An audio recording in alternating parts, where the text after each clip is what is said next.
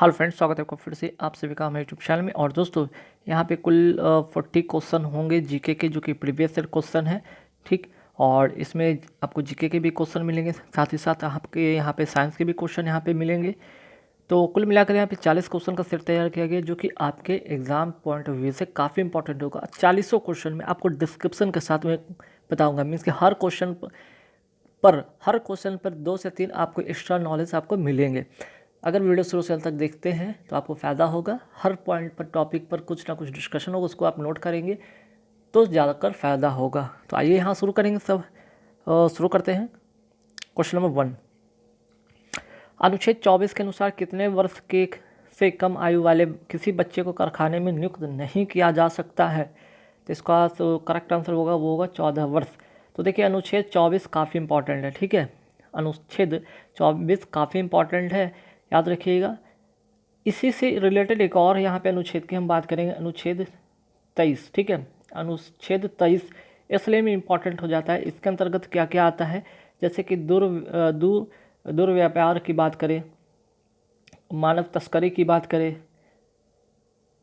Baalath श्रम की बात करें, जैसे जो भी इस तरह की चीज़ें होती हैं उन पर रोक लगाने के लिए अनुच्छेद 23 लागू किया गया है संविधान में।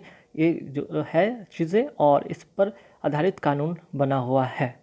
ठीक है, तो अनुच्छेद 23 और अनुच्छेद 24 इंपॉर्टेंट है। अनुच्छेद अगर बात करें 23 की, तो आप व्यापार की बात करें, है ना।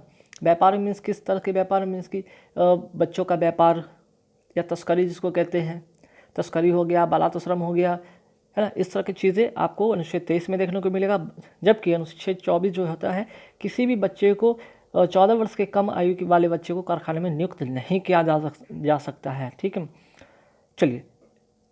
और यहाँ पे एक चीज़ और है कि ये जो 23 और अगर हम 24 की बात करें तो ये मौलिक अधिकार के अंतर्गत आता है। और मौलिक अधिकार की अगर बात करते हैं तो मौलिक अधिकार कहाँ से लिया गया है, ये क्वेश्चन आता है कि मौलिक अधिकार कहाँ से लिया गया है, तो अमेरिका से लिया गया है।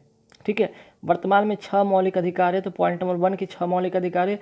मौलिक अधिकार अमेरिका से लिया गया है। अनुच्छेद 24 जो है कि 14 वर्ष से कम आयु वाले बच्चे को कारखाने में नियुक्त नहीं किया जा सकता है। अनुच्छेद 23 क्या कहता है कि मानव का व्यापार हो या बालात श्रम हो, जैसे तस्करी जैसे चीज़ें हो, आप इसमें शामिल है। ठीक है, इस पर रोक लगाने से संबंधित शामिल है चीज़ें। आगे बढ़ेंगे कि हिंदू विधवा पुनर्विवाह से संबंधित गवर्नर जनरल वायसराय का नाम बताना है ना। तो उस गवर्नर जनरल या वायसराय का नाम बताना है जो कि हिंदू विधवा पुनर्विवाह से संबंधित है। तो इसका जो करेक्ट आंसर हो जाएगा वो हो जाएगा लॉर्ड कैनिंग। ठीक है, लॉर्ड कैनिंग इसका जो होगा करेक्ट आंसर हो जाएगा। चलिए आगे बढ़ेंगे सवाल पे। सवाल नंबर 3 है कि निम्न में से कौन सी नदी विषुवत रेखा को 2 बार काटती है? तो इसका जो करेक्ट आंसर हो जाएगा वो होगा कांगो नदी। कांगो नदी की अगर हम बात करें तो कांगो नदी कहाँ गिरती है, तो कांगो नदी गिरती है अटलांटिक महासागर में। अटलांटिक महासागर, ठीक है, अटलांटिक महासागर में। और एक तो ये हो गया, दूसरा इसका क्वेश्चन कि ये एस आकार का, ठीक है, एस आकार का ये होता है। तो क्वेश्चन आता है कि अटलांटिक महासागर किस आकार में देखा जाता है, तो एस आकार में देखा जाता है। ठीक है, आगे बढ़ेंगे सवाल पे कि राज्यपाल विधान परिषद में, ठीक है, राज्यपाल विधान परिषद में कितने सदस्यों को मनोनीत कर सकता है? तो राज्यपाल जो है 1/6, ठीक है, सदस्य को मनोनीत कर सकता है विधान परिषद में। ठीक, चलिए आगे बढ़ेंगे सवाल पे। सवाल नंबर 5 है कि स्वतंत्रता से पूर्व भारतीय राष्ट्रीय कांग्रेस की अध्यक्षता कितनी महिलाओं ने की? तो इसका जो करेक्ट आंसर होगा 3 बार महिलाओं ने की। कब कब यहाँ पे ध्यान रखिएगा, एक तो 1917 की बात करेंगे, एक बार 1925 की बात करेंगे, एक बार 1933 की बात करेंगे। 1917 में की बात करें तो किसकी बात करेंगे यहाँ पे, एनी बेसेंट। ठीक है, एनी बेसेंट। अगर बात करेंगे 1925 की बात करें तो सरोजिनी नायडू। ठीक है, सरोजिनी नायडू। अगर 1933 की बात करेंगे तो नेली सेन गुप्ता। ठीक है, तो यहाँ से ध्यान रखिएगा, नेली सेन गुप्ता 1933 के जो है कांग्रेस के अधिवेशन की अध्यक्षता की थी। वहीं 1925 की बात करते हैं तो सरोजिनी नायडू ने इसकी अध्यक्षता किया था। और 1917 की बात करें तो एनी बेसेंट ने। ठीक है, कहाँ से, तो ये मद्रास से।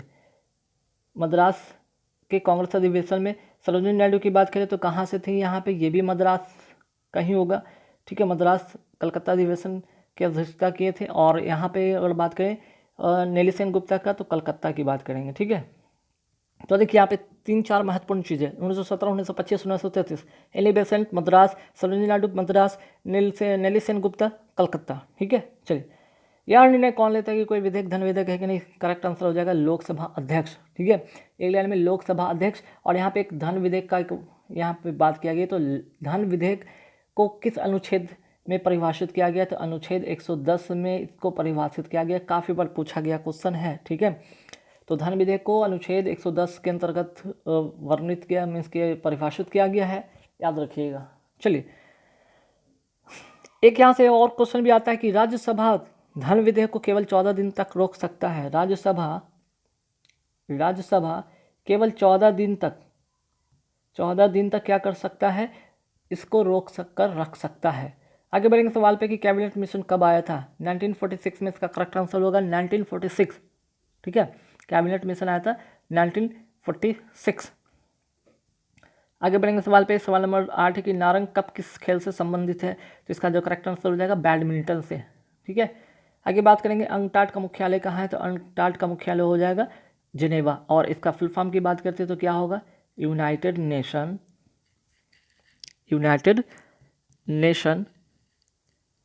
Conference on trade and development, ठीक है। तो यहाँ से दो बातें, अंकटाड का फुल फॉर्म नोट कर लीजिए, इसका मुख्यालय नोट कर लीजिए। अगर बात करें यहाँ पे आगे बढ़ के कि इसका जो प्रथम सम्मेलन की बात करते हैं तो 1964 में हुआ था। तो खैर, इतनी बातें आपको याद रखना होगा। नेक्स्ट है कि भारत की पहली महिला लेफ्टिनेंट जनरल कौन थी? इसका जो करेक्ट आंसर हो जाएगा वो हो जाएगा पुनीत अरोड़ा। भारत में सबसे पहले तोपखाने का प्रयोग किसने किया था? तो सबसे पहले भारत में अगर तोपखाने की बात करें तो बाबर ने प्रयोग किया था, ठीक है। और ये कब किया था भाई? याद रखिएगा कि बाबर ने पानीपत के प्रथम युद्ध में तोप का प्रयोग किया था सर्वप्रथम, ठीक है। पानीपत का युद्ध में, पानीपत का युद्ध, ठीक है, पानीपत का युद्ध। और ये कब हुआ था? तो ध्यान रखिएगा, ये भी काफ़ी इंपॉर्टेंट है। अब तो तारीख भी पूछने लगा है भाई। 21 अप्रैल 1526 बाबर और किसके बीच में हुआ था? इब्राहिम लोदी, ठीक है। बाबर और किसके बीच में हुआ था? बाबर प्लस इब्राहिम लोदी, जिसमें लोदी की हार हुई, इसकी विजय हुई। आगे बढ़ेंगे सवाल पे, सवाल नंबर 12 की घाना पश्चिम बिहार कहाँ स्थित है? तो इसका जो करेक्ट आंसर हो जाएगा ये होगा राजस्थान में, ठीक है। घाना पश्चिम बिहार कहाँ है? तो राजस्थान में। आगे बढ़ेंगे कि राज्यसभा की सदस्यता के लिए जो न्यूनतम आयु होता है वो कितना होता है? न्यूनतम आयु कितनी होती है? तो इसका करेक्ट आंसर हो जाएगा 30 वर्ष, ठीक है। नेक्स्ट क्वेश्चन पे आते हैं कि प्लूटोन किस ग्रह का जो है प्रमुख ग्रह है, ठीक है। तो इसका करेक्ट आंसर हो जाएगा नेपच्यून, ठीक है। नेपच्यून याद रखिएगा, काफ़ी इंपॉर्टेंट क्वेश्चन है। प्लूटोन किस ग्रह का ग्रह यहाँ पे लिखा हुआ है, किस ग्रह का प्रमुख ग्रह है? नेपच्यून, या हिंदी में कहेंगे वरुण। अगर बात करें यहाँ पे तो इसका करेक्ट आंसर हो जाएगा वरुण या नेपच्यून की बात कर ली। अच्छा, यहाँ पे क्वेश्चन आता है कि शनि का उपग्रह का नाम क्या है? तो शनि का जो उपग्रह का नाम है, जो इंपॉर्टेंट जो पूछा जाता है उसका हो जाएगा टाइटन। वहीं बृहस्पति ग्रह का जो एक प्रमुख उपग्रह है जिसके बारे में अक्सर पूछा जाता है क्वेश्चन, इसका जो आंसर होगा ज्ञानीमीड, ठीक है, ज्ञानीमीड, ठीक। इतना याद रखिएगा, बहुत बार ये पूछा गया क्वेश्चन है, ठीक है। और वरुण ग्रह को हरे रंग का ग्रह भी कहा गया है, चलिए आगे बढ़ेंगे सवाल पे कि वायुमंडल की निम्न परतों में बढ़ती दूरी के क्रम में सजाइए। इसका करेक्ट आंसर हो जाएगा 1 5 3 2 4। 1 5 3 2 4 का मतलब होगा पहले क्षोभ मंडल, फिर उसके बाद क्या हो जाएगा आपका समताप मंडल, फिर हो जाएगा आपका आयन मंडल, फिर आपका हो जाएगा यहाँ पे आयन नहीं, ओजोन मंडल, फिर हो जाएगा आयन मंडल, और लास्ट में हो जाएगा वायुमंडल, ठीक है। इस तरह से सजाना है। आगे बढ़ेंगे सवाल पे कि नगर पालिकाओं को संवैधानिक दर्जा किस संशोधन द्वारा मिला था। तो इसका जो करेक्ट आंसर हो जाएगा वो हो जाएगा 74वां संशोधन द्वारा। ठीक है, इसका करेक्ट आंसर हो जाएगा 74वां संशोधन द्वारा। अनुदेशों का सेट जो कंप्यूटर को क्या करना है यह बताता है उसे क्या कहते हैं, program, meaning set of instruction. ठीक है, सेट ऑफ इंस्ट्रक्शन। आगे बढ़ेंगे सवाल पे कि पुरी की रथ यात्रा किसके सम्मान में की जाती है। इसका करेक्ट आंसर हो जाएगा भगवान जगन्नाथ। नेक्स्ट क्वेश्चन है कि 1972 में शिमला समझौते पर हस्ताक्षर करने वाले पाकिस्तान के प्रधानमंत्री कौन थे। तो आंसर हो जाएगा जुल्फिकार भुट्टो। नेक्स्ट क्वेश्चन है कि निम्न में से कौन सा संगठन सबसे पुराना है। तो पहले इसका एस्टेब्लिशमेंट जान लेंगे तो सभी के बारे में पता चल जाएगा। सबसे पहले हम बात करते हैं यहाँ पे IMF। ठीक है, IMF की बात करते हैं तो इसका जो आंसर, इसका एस्टेब्लिशमेंट कब हुआ था, 1945 में। ठीक है, WHO की अगर बात करते हैं तो ये हुआ था 1948 में, और WTO की बात करें तो 1995 में, और इसकी बात करें तो 1919 में। ठीक है, 1919 में। तो अब यहाँ से पता चल गया कि सबसे पुराना संगठन कौन सा है, तो ILO। ठीक है, चलिए। प्रकाश संश्लेषण की दर अधिकतम किस प्रकाश में होती है। तो सबसे ज़्यादा होगा प्रकाश संश्लेषण की दर लाल रंग में। ठीक है, लाल रंग की जो होगा प्रकाश संश्लेषण की दर अधिकतम किस प्रकाश में होती है, तो लाल रंग के प्रकाश में होती है। और सबसे कम की बात करते हैं, इसमें जो होता है ना सबसे कम होता है, बैगनी में क्या होता है, सबसे कम होता है, याद रखिएगा। आगे बढ़ेंगे सवाल पे कि वर्षा की बूंदें गोलाकार किस कारण होती है। तो इसका करेक्ट आंसर हो जाएगा पृष्ठ तनाव। ठीक है, इसका जो करेक्ट आंसर हो जाएगा वो हो जाएगा पृष्ठ तनाव के कारण जो होगा ये हो जाएगा इसका करेक्ट आंसर कि वर्षा की बूंदें गोलाकार होती है। अब यहाँ से एक दो सवाल और जानेंगे कि पृष्ठ तनाव का जो ऐसा मात्रक क्या होता है। इसका अगर हम बात करें ऐसा मात्रक क्या होता है, तो नोट कर लीजिएगा। इसका ऐसा मात्रक होता है न्यूटन पर मीटर, न्यूटन पर मीटर। यहाँ पे एक क्वेश्चन यहाँ पे ये भी आता है। अच्छा, एक चीज़ और बहुत इंपॉर्टेंट है कि ताप बढ़ने पर पृष्ठ तनाव क्या होगा। बहुत अच्छा क्वेश्चन कि ताप बढ़ने पर, अगर ताप बढ़ेगा, ताप बढ़ने पर पृष्ठ तनाव क्या होगा, पृष्ठ तनाव क्या होगा। तो जब ताप बढ़ेगा तो पृष्ठ तनाव क्या होगा, आंसर इसका हो जाएगा कम हो जाएगा। वेरी वेरी इंपॉर्टेंट क्वेश्चन, कई बार पूछा गया है। ठीक है, और क्रांतिक ताप पर यह शून्य हो जाता है। और शून्य कब हो जाता है, शून्य हो जाता है क्रांतिक ताप पर, क्रांतिक ताप पर ये शून्य हो जाता है। तो दो यहाँ पे बातें इंपॉर्टेंट है, याद रखिएगा। ठीक है, एक तो ताप बढ़ने पर पृष्ठ तनाव क्या हो जाता है, कम होता है। दूसरा कि क्रांतिक ताप पर ये शून्य हो जाता है। ठीक, विद्युत परिपथ में क्या मापने के लिए अमीटर का प्रयोग किया जाता है। इसका करेक्ट आंसर हो जाएगा धारा। ठीक है, अब यहाँ पे एक दो क्वेश्चन और कि अमीटर को जो है किस क्रम में जोड़ा जाता है। तो इसको हमेशा श्रेणी क्रम में जोड़ा जाता है, श्रेणी क्रम में जोड़ा जाता है। पहला पॉइंट याद रखिएगा कि इसको हमेशा श्रेणी क्रम में जोड़ा जाता है। और एक आदर्श अमीटर का जो प्रतिरोध होता है क्या होता है, शून्य होता है। ठीक है, इसका जो एक क्वेश्चन यहाँ से आता है, श्रेणी क्रम में जोड़ा जाता है। और आदर्श अमीटर की अगर बात करते हैं, प्रतिरोध क्या होता है, प्रतिरोध क्या होता है, शून्य हो जाता है। ठीक है, एक चीज़ यहाँ से और याद रखिएगा इंपॉर्टेंट, वोल्ट मीटर की बात करते हैं। वोल्ट मीटर, इसको कैसे किस क्रम में जोड़ा जाता है, इसे समांतर क्रम में जोड़ा जाता है, इसे समांतर क्रम में जोड़ा जाता है। ठीक है, तो पहला चीज़ है समांतर क्रम में जोड़ा जाता है। और दूसरा इंपॉर्टेंट चीज़ है कि एक आदर्श वोल्ट मीटर का प्रतिरोध क्या होता है, आदर्श वोल्ट मीटर की बात करें तो इसका प्रतिरोध क्या होता है, इसका प्रतिरोध होगा अनंत होता है। ठीक है, अनंत होता है। Very very important question. यहाँ से आपको 2 3 4 पॉइंट आपको मैंने सिखाया कि विद्युत परिपथ में क्या मापने के लिए अमीटर का प्रयोग किया जाता है, धारा को श्रेणी क्रम में जोड़ा जाता है। आदर्श अमीटर का प्रतिरोध शून्य होता है। वोल्ट मीटर की बात करते हैं समांतर क्रम में जोड़ा जाता है। और इस एक आदर्श वोल्ट मीटर का प्रतिरोध अनंत होता है। आगे बढ़ेंगे, संवेग के बदलाव की दर के समानुपाती होता है, क्या होता है, बल होता है। ठीक है, बल होता है। अच्छा, यहाँ से एक क्वेश्चन और था, बल कैसी राशि है, तो ये सदिश राशि है। एक पॉइंट नोट किया, एसआई मात्रक क्या होता है इसका, एसआई मात्रक न्यूटन होता है। ठीक है, एसआई मात्रक न्यूटन होता है। ठीक है, अच्छा, न्यूटन के प्रथम नियम को क्या कहा जाता है, तो न्यूटन के प्रथम नियम को गैलीलियो का नियम या जड़त्व नियम कहा जाता है, और इसी से बल का परिभाषा निकलता है। ठीक है, न्यूटन का जो प्रथम नियम है, न्यूटन का प्रथम नियम को क्या कहा जाता है? जड़त्व या गैलीलियो का नियम कहा जाता है। ठीक है, ठीक। और यहाँ पे एक बात करेंगे संवेग का। संवेग का जो होता है यहाँ पे फॉर्मूला क्या होगा? संवेग का फॉर्मूला होगा मास इनटू वेलोसिटी। ठीक है, द्रव्यमान गुने वेग। और अगर बात करते हैं कि संवेग का ऐसा मात्रक क्या होता है, तो संवेग का ऐसा मात्रक होता है kg मीटर पर सेकंड। kg मीटर पर सेकंड, ध्यान रखिएगा, काफ़ी इंपॉर्टेंट क्वेश्चन मैंने बताया आप लोगों को।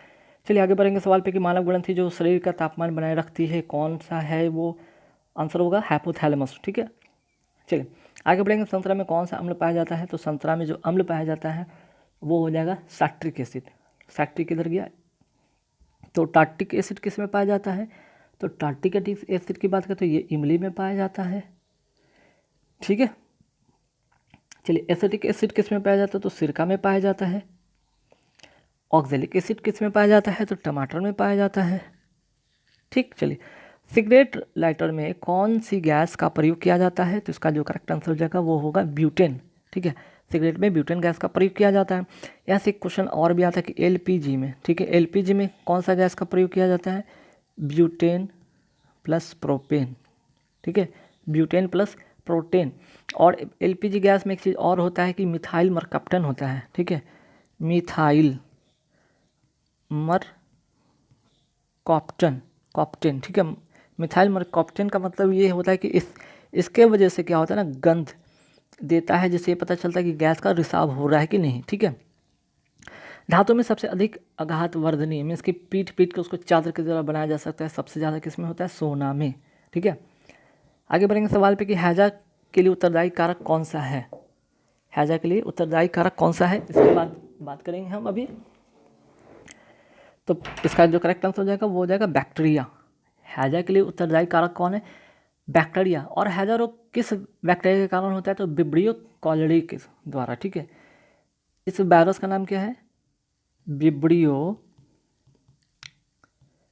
कालेरी। ठीक है, विब्रियो कालेरी ये वायरस का बैक्टीरिया का नाम है। यहाँ से क्वेश्चन आता है टाइफाइड। टाइफाइड जो होता है यहाँ से टाइफाइड। ठीक है, टाइफाइड में किस यहाँ पे बैक्टीरिया के वजह से होता है? तो साल्मोनेला टाइफी। ये किसको इन्फेक्ट करता है? आंत को इन्फेक्ट करता है, और ये बैक्टीरिया के द्वारा होता है ना? किसके द्वारा होता है? ये बैक्टीरिया के द्वारा होता है। यहाँ से एक क्वेश्चन और आता है, टाइफाइड तो आपने सुन लिया। ठीक है, एक होता है काला जार। ठीक है, ये भी काफ़ी बार एग्जाम में पूछा जाता है। काला जार किस परजीवी से होता है? ये परजीवी से होता है, तो इसका होगा लिस्मैनिया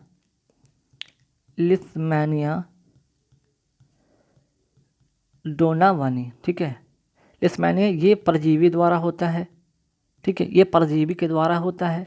ठीक है, और काला जार किसको प्रभावित करता है? तो ये अस्थि मज्जा को मीन्स कि बोन मैरो को ये प्रभावित करता है। ठीक है, चलिए आगे बढ़ेंगे। वायुमंडल में जल वाष्प की मात्रा किससे मापी जाती है? तो आर्द्रता के रूप में मापी जाती है। नेक्स्ट है कि चॉकलेट स्वास्थ्य के लिए हानिकारक हो सकती है क्योंकि इनमें क्या होता है, किसके कारण होता है? तो इसमें कोबाल्ट होता है। हालांकि कोबाल्ट का जो है शरीर में इसकी जो होता है बहुत ही कम मात्रा की ज़रूरत होती है।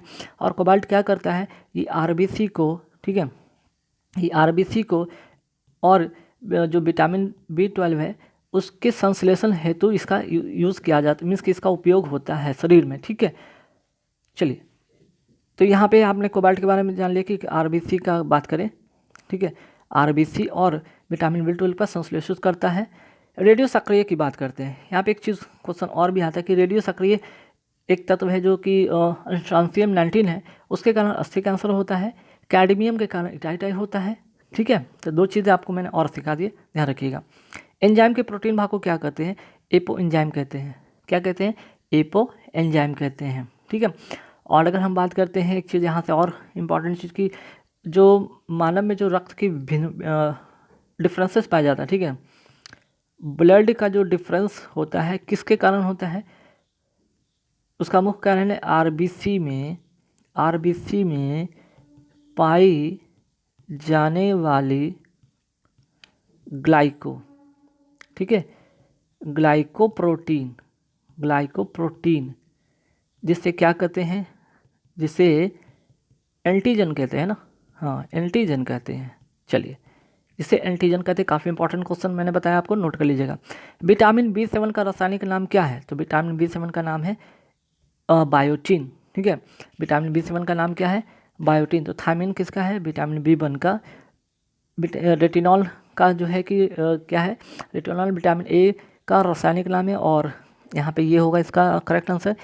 तो विटामिन A का रासायनिक नाम है रेटिनॉल, B1 का है थायमिन, और B7 की अगर हम बात करें तो बायोटीन, ठीक है, काफ़ी बार पूछा जाता है। B3 की अगर बात, अच्छा B2 की बात करें तो राइबोफ्लेविन,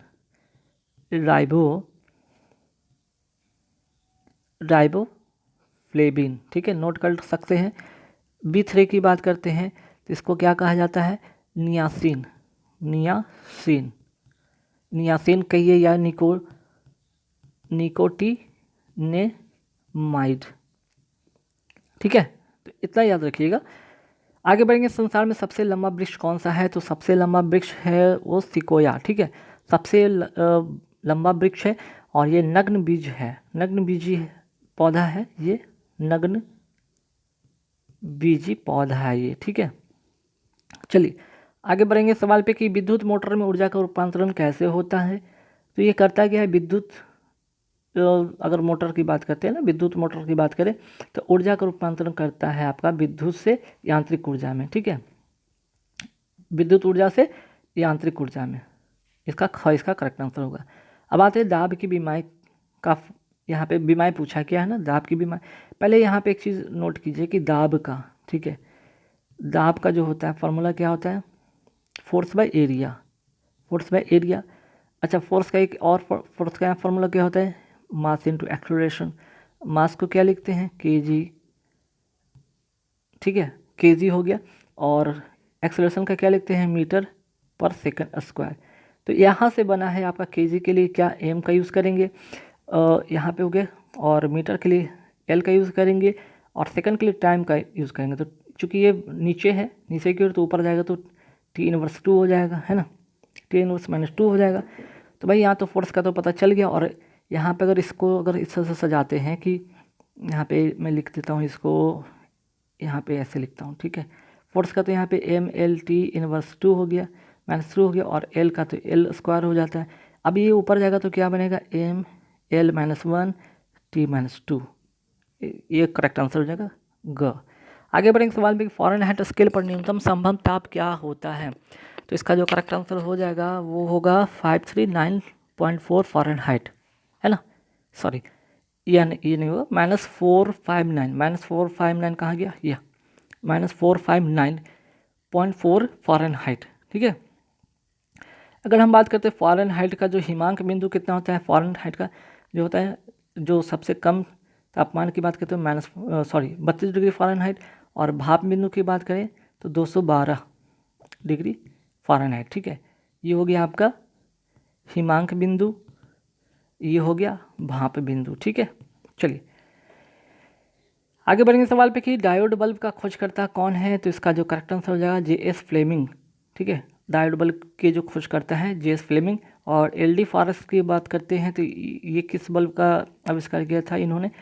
ट्रायोड बल्ब का, ठीक है, थोड़ा सा अंतर है, नाम में समानता तो मिलता है लेकिन थोड़ा अंतर है, ट्रायोड बल्ब, ठीक है। मार्कोनी की बात करते थे, रेडियो का आविष्कार इन्होंने किया था। चलिए, शराब का pH मान कितना होता है? तो शराब का pH मान होता है 2.8। तो 2.4 किसका होता है भाई pH मान? ये होता है सिरका का, ठीक है, ये होता है सिरका का। 2.2 किसका होता है? तो ये होता है नींबू का, ठीक। 2.6 का यहाँ पे कोई किसी का नहीं है, यहाँ पे है। तो जो एग्जाम में पूछा जाता है, सिरका पूछ दिया जाता है, नींबू पूछ दिया जाता है, आपका शराब पूछ दिया जाता है। अच्छा, रक्त का भी पूछा जाता है, तो रक्त का क्या होता है? 7.0 से लेकर कितना होता है? 7.8 तक होता है। तो कई बार एग्जाम में 7.4 अगर पूछ दिया जाता है, आप इसे टिक करेंगे 7.4, ठीक है। मूत्र की बात करते हैं, मूत्र का pH मान कितना होता है? 6 होता है। दूध का pH मान कितना होता है, 6.4 होता है। तो ये सब याद कर लेगा, एडिशनल आपको इन्फॉर्मेशन में दे रहा हूँ। एप्सन का सूत्र बताना है, एप्सम लवण का सूत्र बताना है, तो उसका जो करेक्ट आंसर हो जाएगा MgSO4 × 7H2। ठीक है। तो गाइज़ यहाँ पे कुल 40 क्वेश्चन मैंने आपको करा दिए। आई होप कि आपको ये वीडियो काफ़ी अच्छा लगा होगा, इन्फॉर्मेटिव अगर वीडियो लगा तो आप ज़रूर लाइक कर देना, शेयर कर देना और कमेंट बॉक्स में ज़रूर बताना कि इस तरह का वीडियो और चाहिए। तो कंटिन्यू इस तरह का सीरीज मैं लेता रहूँगा, अगर नहीं तो अल्टरनेट डे पर लेता आऊँगा। इस वीडियो में बताइए। Thank you very much.